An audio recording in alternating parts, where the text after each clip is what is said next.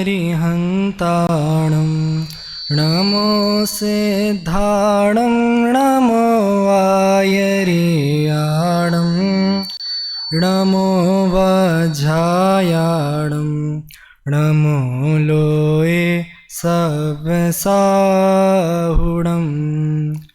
वन्दे तु सर्वसिद्धे ध्रुवमचलमणो भवङ्गदिं पते मोक्षामि समय पाहुड मृण्मो सुध केवली भड़िदम नमः समय साराय स्वानुभूत्या चकासिते चित्स्वभावाय भावाय सर्वभावान्तरच्छिदे मैं करता हूँ कर्म का कर्म है मेरा कर ऐसी मिथ्या मान्यता है मिथ्यात्व अधम निज आत्म तल्लीनता सुखमय आत्म धर्म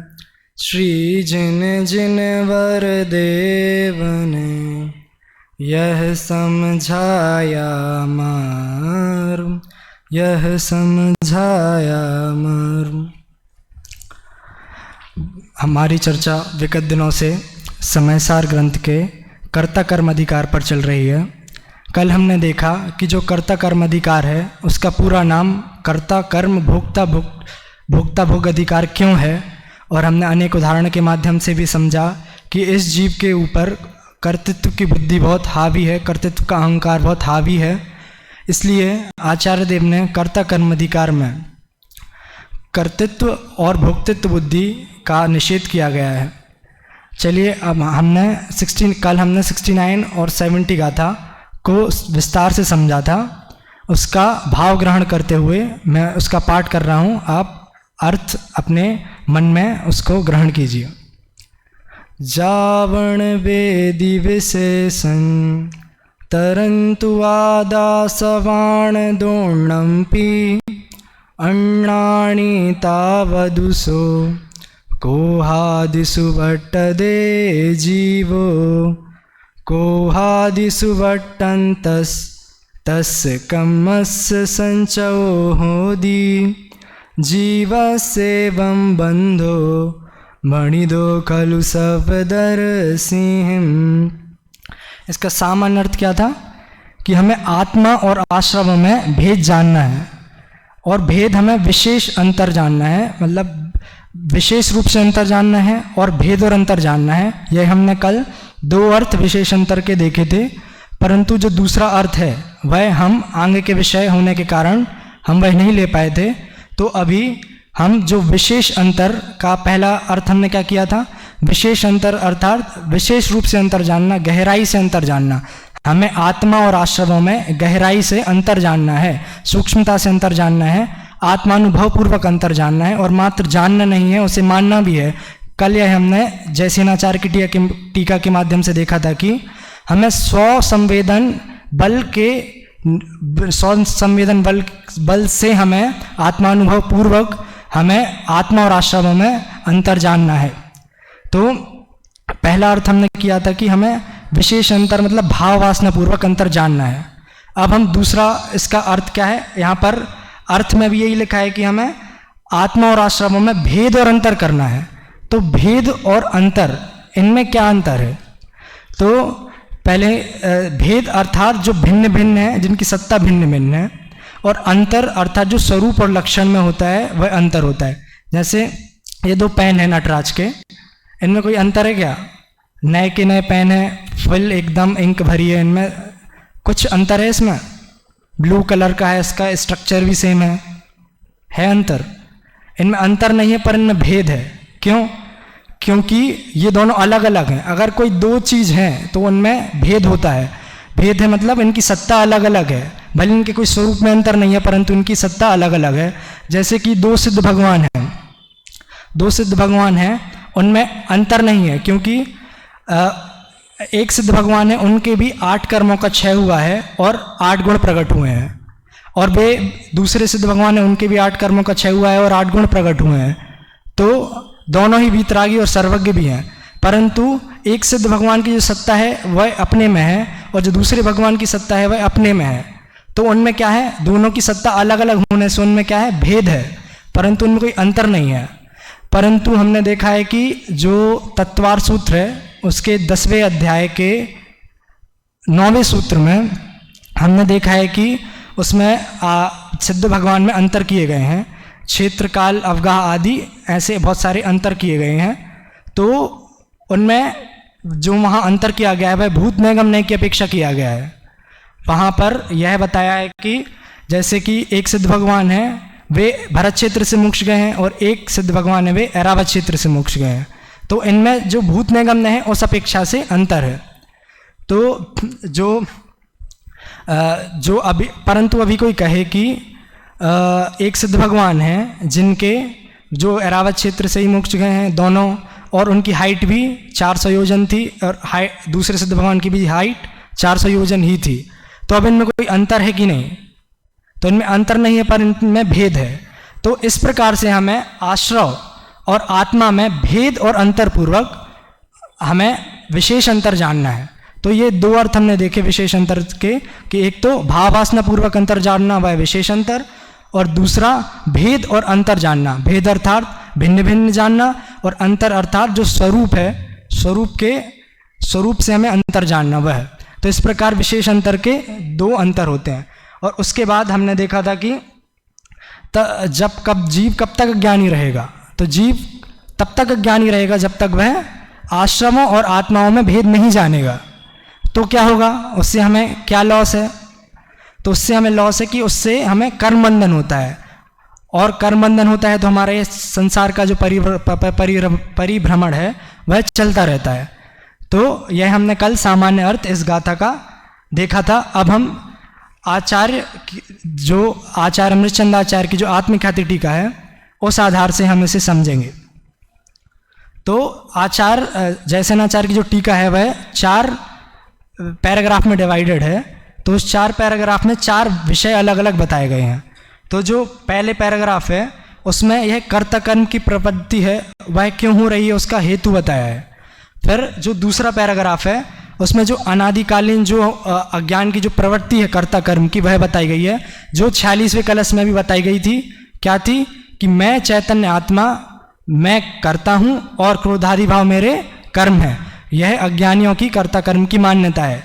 यही आचार्य अमृतचंद आचार्य टीका में भी स्पष्ट करेंगे। और तीसरा जो पैराग्राफ है उसमें जो अज्ञान जन्य जो कर्ता कर्म की प्रवृत्ति है उसके प्रवृत्ति का जो दुष्परिणाम है वह क्या है। तो दुष्परिणाम हमने जाना था कल ही कि क्या है कि उससे कर्म इकट्ठे होते हैं, कर्म का संचय होता है, और कर्म का संचय होता है तो कर्म बंद होता है, और कर्म बंद होता है तो हमारा संसार परिभ्रमण चलता रहता है। और ये चौथे जो पैराग्राफ है उसमें विशेष चर्चा आई है कि जो कर्म प्रक्रिया है कि कर्म के निमित्त से अज्ञान होगा और अज्ञान के निमित्त से कर्म बंद होगा, इसमें जो इतरेतराश्रय दोष है कि नहीं। तो आचार्य कहते हैं कि इसमें इतरेतराश्रय दोष नहीं है। वह हम जानेंगे कि कैसे उसमें इतरेतराश्रय दोष नहीं है। आइए, अभी हमने विशेष अंतर के 2 अंतर देख लिए थे। उसके बाद हमने क्रोधादि से क्या लेना है। तो क्रोधादि से हमें क्रोधमान माया लोभ या फिर द्रव्य कर्म, नौकर्म, भाव कर्म भी ले सकते हैं। और वर्तन से क्या लेना है, प्रवर्तन। तो प्रवर्तन करता है तो कैसे प्रवर्तन करता है क्रोधादि में, एकत्व ममत्व कर्तृत्व भोक्तृत्व पूर्वक प्रवर्तन करता है। ये हमने कल विस्तार से समझा था। और सव्यदर्शी हिम यहाँ पर सर्वज्ञ देव ने कहा है, यह बताना जरूरी क्यों समझा। इसी गाथा में क्यों यह सर्वज्ञ देव को याद किया, सर्वज्ञ देव की साक्षी ली। तो हमने कल यह मनीष जी की समय सार कांटों की डगर जो किताब है उसके माध्यम से भी देखा। और जो कर्म प्रक्रिया है वह बहुत सूक्ष्म है, वह हमें दिखाई नहीं देती है। तो इस कारण से यहाँ पर कोई प्रश्न कर सकता है कि कर्म ना हमें बनते दिखाई देते हैं, कहाँ हम इकट्ठे कर रहे हैं कर्म, कहाँ इकट्ठे हो रहे हैं, कोई ऐसे प्रश्न पूछ सकता है। इसलिए उन्होंने प्रमाणिकता के लिए यहाँ पर सर्वज्ञ की साक्षी ली थी। चलिए, तो अब हम आगे बढ़ते हैं आचार्य अमृतचंद्र की टीका पर। तो सबसे पहले आचार्य अमृतचंद की टीका को समझने के लिए यहाँ पर जो 3 संबंध बताए हैं, कौन कौन से? तादात्म्य सिद्ध संबंध, संयोग सिद्ध संबंध और एक क्षेत्र अवगाह संबंध। तो सबसे पहले हम आचार्य अमृतचंद की टीका का वाचन करते हैं। तो वे क्या कहते हैं इधर? यह आत्मा तादात्म्य संबंध वाले आत्मा और ज्ञान में विशेष अंतर ना होने से, तो आत्मा और ज्ञान में तादात्म्य संबंध है, यह पहली लाइन में बता रहे हैं। अब तादात्म्य संबंध क्या है? आत्मा और ज्ञान में तादात्म्य संबंध है। यह तादात्म्य संबंध है क्या? जिसमें तादात्म्य संबंध होता है अर्थात वो अलग अलग भिन्न भिन्न नहीं हो सकते हैं, अलग अलग नहीं हो सकते हैं, वे एक साथ सदाकाल वहीं रहेंगे, वे बिछड़ेंगे नहीं। जैसे आत्मा और ज्ञान है, वह कभी अलग अलग नहीं हो सकता है। चाहे निगोद में देख लो तो निगोद में भी अक्षर के जो असंख्यात भाग है वह ज्ञान रहता है, परंतु ज्ञान तो रहता है ना, ज्ञान नष्ट थोड़ी ना हो जाता है। होता है क्या? नष्ट नहीं होता ना। ऐसे ही जो आत्मा है वह भी नष्ट नहीं होता है और ज्ञान भी नष्ट नहीं होता है। क्यों? क्योंकि आचार्य कहते हैं कि वह क्या है? स्वभावभूत क्रिया है। स्वभावभूत क्रिया अर्थात क्या? जो स्व के लक्ष्य से है, तो जो स्वभावभूत क्रिया है। और हमने सुना है कि स्वभाव का अभाव नहीं होता है, तो स्वभाव का अभाव नहीं होता है, तो ऐसे ही ज्ञान और आत्मा का अभाव नहीं होता है। जैसे उदाहरण से देखते हैं, जैसे अग्नि और उष्णता है, तो इसमें तादात्म्य संबंध है। क्यों? क्योंकि अग्नि में से उष्णता अलग की जा सकती है क्या? नहीं की जा सकती ना। जैसे शक्कर में मिठास है, जो नमक में खारापन है, नींबू में खट्टापन है, वह उससे अलग नहीं किया जा सकता ना। ऐसे ही ज्ञान और आत्मा है, ये भी अलग अलग नहीं किए जा सकते, चाहे वो कोई भी पर्याय हो, कोई भी अवस्था हो, चाहे वो निगोद हो, चाहे वो सिद्ध हो, ये दोनों अलग अलग नहीं हो सकते हैं। क्यों? क्योंकि यह स्वभाव है और स्वभाव का कभी अभाव नहीं होता है। ज्ञान आत्मा का स्वभाव है, इसलिए यह स्वभावभूत क्रिया है। तो आचार्य अमृतचंद्राचार्य कहते हैं कि आत्मा और ज्ञान में तादात्म्य संबंध है, तो इसमें हमारी निशंकतया प्रवृत्ति होती है। जैसे हम घर है हमारा, तो हम घर में जाते हैं, दरवाज़ा नॉक करते हैं, सीधे अंदर चले जाते हैं। टीवी चालू करनी हो तो पूछते हैं, फ्रिज में से निकालना हो तो फ्रिज में से कुछ भी निकाल के खा लेते हैं। परंतु अगर किसी दूसरे का घर हो तो हम ऐसा करते हैं क्या? नहीं करते ना। तो ऐसे ही अगर हम किसी चीज़ को अपना मानते हैं तो उसमें हमारी आत्मपने की निशंकतया प्रवृत्ति होती है। हमने अपने घर को अपना माना है तो हमारी उसमें निशंकतया प्रवृत्ति हो रही है। परंतु अभी मैं किसी और के घर जाऊं तो उसमें हमारी निशंकतया प्रवृत्ति होती है क्या? हम पहले नॉक करते हैं, अंदर कोई है क्या, कोई आवाज़ नहीं दे रहा है तो भी अंदर ऐसे देख देख के जाएंगे। ऐसा तो नहीं करेंगे कि उनका कोई भी सामान बिना पूछे ले जाएंगे। तो हमारी वहाँ पर सशंक प्रवृत्ति होती है, क्योंकि हमें पता है कि हमारा घर नहीं है। इसलिए आचार्य अमृतचंद बोलते हैं कि जो आत्मा और ज्ञान है, आत्मा और ज्ञान है वह स्वभावभूत क्रिया है और स्वभाव का कभी अभाव नहीं होता है। तो इसमें तादात्म्य संबंध है, और तादात्म्य संबंध है तो इसमें हमारी निशंकतया प्रवृत्ति होती है, तो उसका इसमें निषेध नहीं किया गया है। हमारी निशंकतया प्रवृत्ति होगी, क्योंकि आत्मा और ज्ञान को हमने अपना माना है तो हमारी निशंकतया प्रवृत्ति होगी, तो उसका कोई निषेध नहीं किया गया है। और मान के चलो कोई प्रश्न पूछे कि देह के खंड खंड हो जाते हैं तो आत्मा का भी खंड खंड हो जाएगा, ऐसा होता है क्या? ज्ञान का खंड खंड, ज्ञान का खंड खंड हो ही नहीं सकता, क्योंकि आत्मा का भी खंड खंड हो ही नहीं सकता है।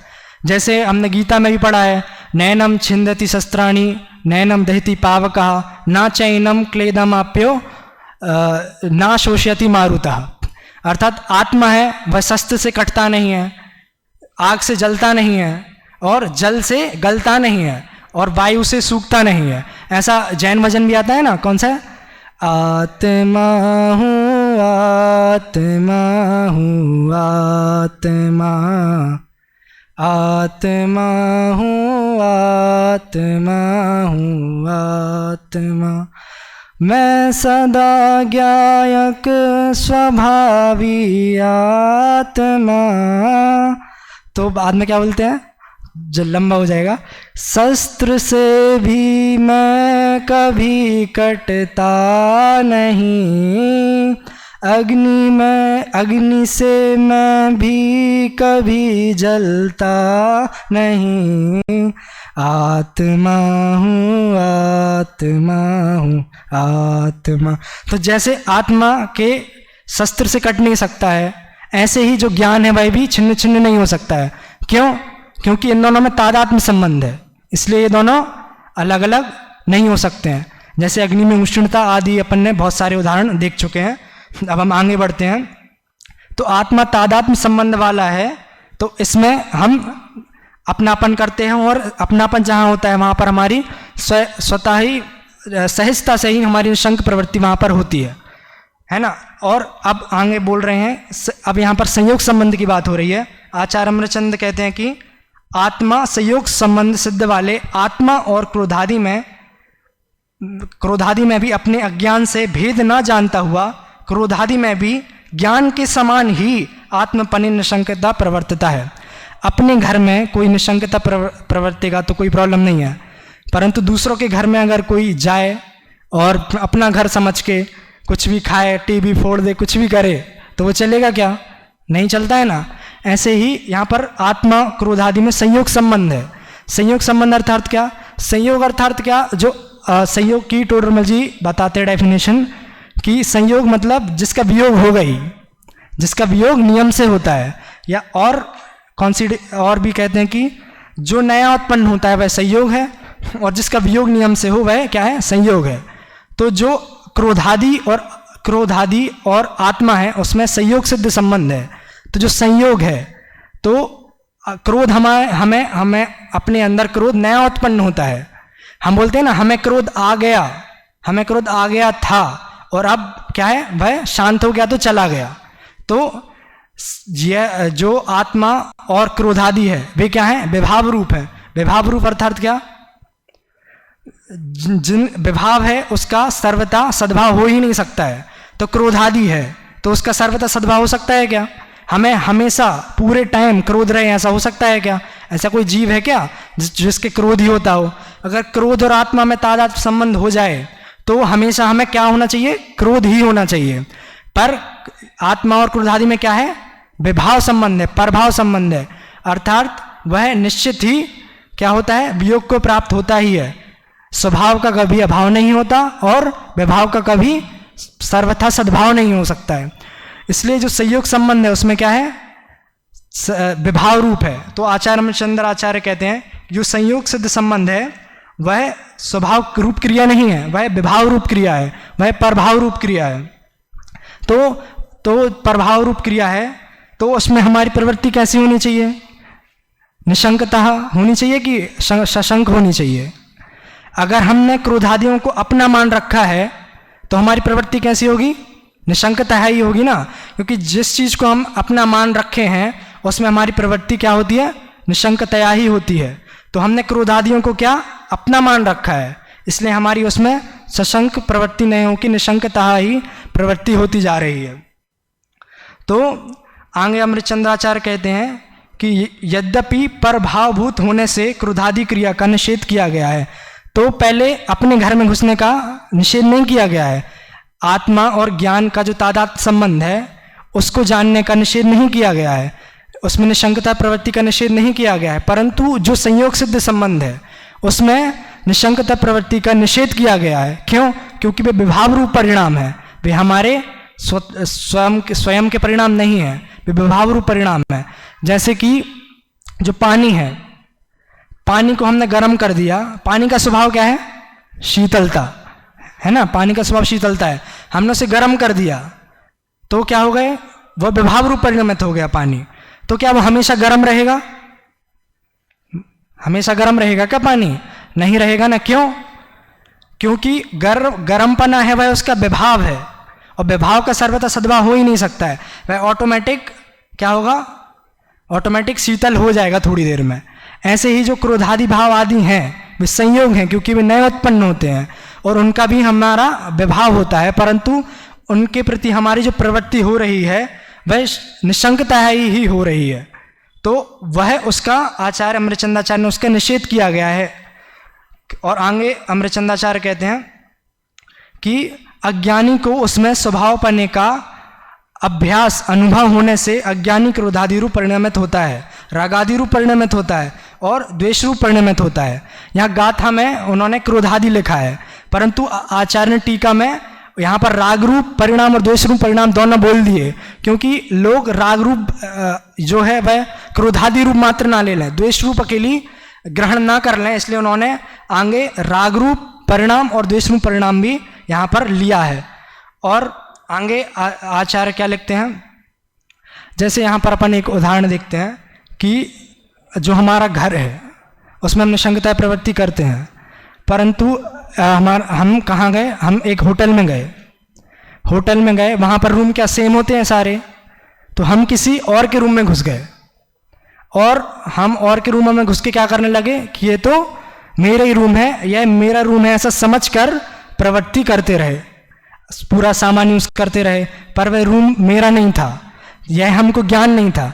ऐसे ही इस जीव को ज्ञान नहीं है कि जो क्रोधादि हैं वो मेरे नहीं हैं, क्रोधादियों को ने अपना मान रखा है। जैसे उस होटल के रूम को हमने अपना मान रखा था और हम यूज करते जा रहे थे उसको, परंतु जब सामने वाला किराएदार आया, मतलब जो भी व्यक्ति है वह आया और उसने क्या बोला कि यह तो कमरा मेरा है, आपका कमरा तो बाजू वाला है, आपका 204 है, आप 402 में आ गए हो, है ना, तो गलती से 402 में आ गए हो। इसलिए यहाँ पर क्या बता रहे हैं कि जो हमारी प्रवृत्ति हो रही थी, हमने जैसे ही जान लिया कि जो क्रोधादि हैं वो मेरे नहीं हैं, यह हमने जान लिया, तो हमारी भी जो अज्ञान रूप जो मान्यता थी, जो हम अज्ञान रूप अध्यास कर रहे थे, अध्यास का यहाँ पर संस्कृत में अध्यास शब्द है, वहाँ उसका अर्थ है कि विपरीत मान्यता रूप अनुभव करना। तो हम हैं जो क्रोधादि में विपरीत मान्यता रूप जो अनुभव कर रहे हैं, तो निशंकता प्रवृत्ति कर रहे हैं, परंतु उसमें हमारी निशंकता प्रवृत्ति नहीं होनी चाहिए, हमारी वहाँ सशंक प्रवृत्ति होनी चाहिए। चलिए अब आगे अमृतचंद्राचार्य क्या लिखते हैं, जो अब दूसरा पैराग्राफ आ गया है उसमें आचार्य बोलते हैं, दूसरे पैराग्राफ में हमारी कर्ता कर्म की जो भूल है अनादिकालीन वह बताई गई है, जो हम 46वें कलश में पहले देख के आ चुके हैं कि मैं चैतन्य आत्मा, मैं करता हूँ और क्रोधादि भाव मेरे कर्म है। यह इस जीव की क्या है, जो मान्यता कर्ता कर्म की अनादिकालीन अज्ञान की मान्यता है।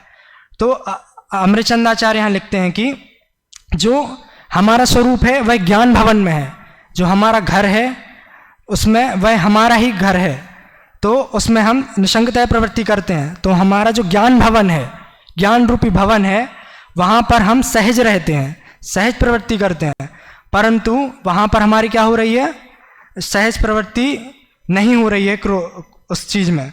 इसलिए आगे आचार्य देव कहते हैं कि अपने अज्ञान भवन से ज्ञान भवन रूप सहज उदासीन अवस्था का त्याग करके अज्ञान भवन व्यापार रूप अर्थात क्रोधादि व्यापार रूप प्रवृत्ति होता हुआ अज्ञानी आत्मा करता है, और ज्ञान भवन व्यापार रूप प्रवृत्ति से भिन्न अंतरंग में उत्पन्न क्रोधादि उनके कर्म हैं। तो जो 46वें कलश में जो हमारी विस्तार से चर्चा हुई थी वही है कि जो हमारी अनादिकालीन कर्ता कर्म की जो अज्ञान की जो मान्यता है वही इस दूसरे पैराग्राफ में बताई गई है। अब तीसरे पैराग्राफ में उससे हमें क्या डिसएडवांटेज है, हमें उससे क्या दुष्परिणाम हो रहे हैं, उसका क्या दुष्फल है वह बताया जा रहा है। तो उसका क्या दुष्फल है कि हम क्रोधादि रूप प्रवर्तित हैं, तो उससे हमें क्या होता है, कर्म का संचय होता है। कर्म का संचय होता है तो क्या होता है, कर्म इस जीव को बंधता है, और कर्म बंद होता है तो संसार परिभ्रमण हमारा चलता रहता है। तो यही हमारा दुष्परिणाम यहाँ पर बता रहे हैं। और आचार्य अमृतचंद्र यहाँ पर विशेष कह रहे हैं कि जो हम स्वयं परिणाम कर रहे हैं उसके अनुसार जो कर्म बन रहे हैं वे निमित्त मात्र हैं। जो हम स्वयं परिणाम कर रहे हैं उसमें कर्म निमित्त हैं। हम ऐसा नहीं है कि जो कर्म ही हमें दुखी करा रहे हैं। इस वाक्य से सिद्ध होता है कि स्वयं अपने भाव से ही परिणमित होता हुआ पुद्गल कर्म इकट्ठे होते हैं। तो हम स्वयं जो परिणाम कर रहे हैं, जो गलत परिणाम कर रहे हैं, उसके कारण हमें क्या हो रहा है, पुद्गल कर्म इकट्ठे हो रहे हैं और उससे ही हमें बंद हो रहा है। अब हम आगे चलते हैं। तो चौथे पैराग्राफ में जो आचार्य अमृतचंद्र ने चर्चा की है वह की है कि इसमें इतरेतर आश्रय दोष नहीं है। तो इतरेतर आश्रय दोष नहीं है, तो यहाँ पर प्रश्न पूछा गया है कि इसमें जो पेज नंबर अनुशीलन में 69-70 कि जो कर्ता कर्म रूप प्रवृत्ति अज्ञान से कर्म का बंध और कर्म के उदय से कर्ता कर्म की प्रवृत्ति रूप अज्ञान, तो इन दोनों में यह तो एक दूसरे के आश्रित हो गए, तो इसमें इतरेतर आश्रय दोष आना चाहिए। तो उसके पहले हम इतरेतराश्रय दोष समझते हैं। तो जैसे इतरेतराश्रय दोष क्या है? परस्पर एक दूसरे के आश्रित होना, वह इतरेतराश्रय दोष है। तो दादा क्या उदाहरण देते हैं कि ये बुक है और ये बुक है, तो ये दोनों एक दूसरे के आश्रित हैं, तो ये क्या हो गई? परस्पर आश्रित है। ऐसे दादा उदाहरण देते हैं ना दोनों को, बुक को रख के, कि ये क्या है? इतरेतराश्रय दोष है, कि ये एक दूसरे के आश्रित हो गए, तो क्या है? इतरेतराश्रय दोष है। तो ऐसे ही बोल रहे हैं आचार्य कि कर्म बंध के कारण हमें अज्ञान हुआ और अज्ञान के कारण हमें कर्म बंध हुआ, तो इसमें इतरेतराश्रय दोष होना चाहिए ना। परंतु बाद में उत्तर देते हैं कि नहीं, इसमें इतरेतराश्रय दोष नहीं है। क्यों? क्योंकि जैसे बीज है, बीज और वृक्ष का उदाहरण यहाँ दिया है कि जो बीज है, बीज से वृक्ष उत्पन्न हुआ, परंतु उस वृक्ष का बीज वो नहीं है। मतलब जो कर्मबंध अपन कर रहे हैं, जो मैंने अभी कर्मबंध किया, उससे जो अज्ञान हुआ वह नया अज्ञान है, और जिस अज्ञान से जो कर्मबंध हुआ वह नया कर्मबंध हो रहा है। जो पुराने जो कर्म है वे तो हमारे सत्ता में पड़े हुए हैं, जो अभी हम जो राग द्वेष आदि कर रहे हैं उससे जो हमें कर्मबंध हो रहा है, तो अभी जो हमारा जो उदय में आ रहा है वह वो कर्मबंध नहीं है, इसलिए इसमें इतरेतराश्रय दोष नहीं है।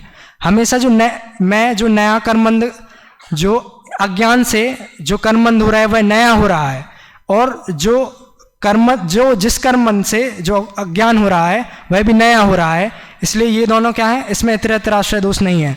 फिर बाद में प्रश्न किया कि इसमें इतरेतराश्रय दोष नहीं है तो इसमें क्या होना चाहिए? अनवस्था दोष होना चाहिए। तो यहाँ पर प्रश्न किया कि ना सही इतरेतराश्रय, पर इस प्रकार मानने से अनवस्था दोष तो हो जाएगा, क्योंकि अज्ञान का कारण पूर्वकृत कर्म और पूर्वकृत कर्म का कारण उससे भी पहले का अज्ञान तथा पहले के अज्ञान का कारण उससे भी पहले का कर्म। इस प्रकार हम कहाँ तक पीछे जावेंगे? आखिर कहीं तो विराम लेना ही होगा। तो यहाँ पर बोला कि दादा क्या बताते हैं अनवस्था दोष को, कि बुक है, बुक की ऐसी लाइन चलते जा रही है, ऐसा कोई एंड नहीं है इसका, तो एंड है ही नहीं उसका, तो ये अनवस्था दोष है। तो बोल रहे हैं कि ये तो मान्यता हमारी चलती रहेगी, तो इसमें अनवस्था दोष आएगा। परंतु इसका उत्तर देते हैं कि अनवस्था दोष नहीं आएगा। क्यों? क्योंकि यह अनादि की परंपरा है। अनादि की परंपरा में पहला कौन था यह हम नहीं जान सकते हैं, तो पहला कौन था अनादि की परंपरा में जब हम जान ही नहीं सकते हैं, तो इसमें अनवस्था दोष बिल्कुल भी नहीं आएगा। तो आगे अमृतचंद्राचार्य क्या कहते हैं?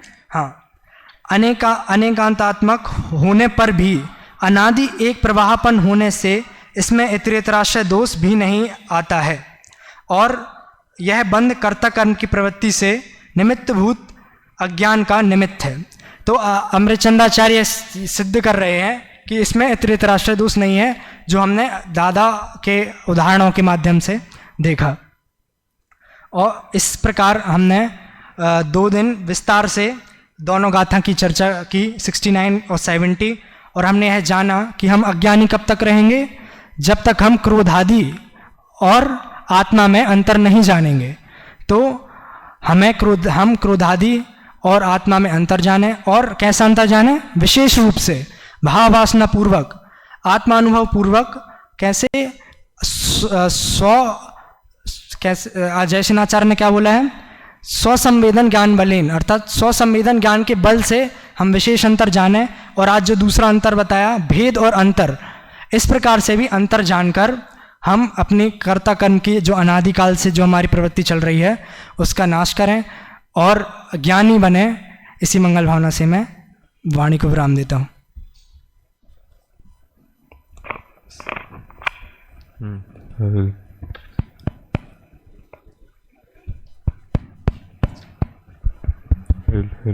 टेबल लगा दीजिए।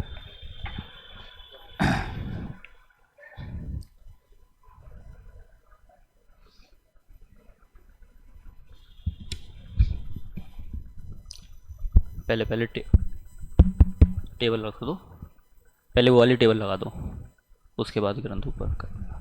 हेलो, अभी हम सभी शास्त्री द्वितीय वर्ष से चेतन जैन रहली का द्वितीय दिवस का छात्र प्रवचन सुन रहे थे। आपका प्रवचन का विषय था गाथा 69 और 70। वैसे प्रवचन की बात कहूँ तो काफ़ी सुंदर प्रवचन हुआ है, काफ़ी अच्छा हुआ। बीच में तो मैं भूल ही गया था कि मुझे समीक्षा करनी है, उसके लिए पॉइंट लिखना है। मतलब काफ़ी अच्छा प्रवचन हुआ, और जो आप समझा रहे थे ऐसा लग रहा था कि आप पहले से तैयारी करके तो अलग से आए हैं, पर आपको ये विषय समझ में आया है जो आप समझा रहे हैं, मतलब आत्मसात हुआ ऐसा विषय लग रहा था, और वही मेन चीज़ है। तो उतना तो आपका प्रयोजन सार्थक हो गया। उसके बाद जो आप विषय स्पष्ट कर रहे थे, अब मुझे ये तो नहीं पता कल क्या है, कल आपने कितना विषय लिया था, पर आज जितना विषय लिया है उसके हिसाब से जो वो पहला भेद और अंतर, मतलब विशेष और अंतर के जो आपने दो अर्थ निकाले, काफ़ी सुंदर विवेचन किया, और शब्दों में की कठिनता होने पर भी आपने उसको उसमें कंफ्यूज नहीं हुए, एकदम अच्छे से आपने बोला, ये भी अच्छी बात है। मुझे ऐसा लग रहा था कि आप जो यहाँ पे बोल रहे हो ना, बहुत ही एक एक चीज़ पे अच्छे से ध्यान दे के बोल रहे थे।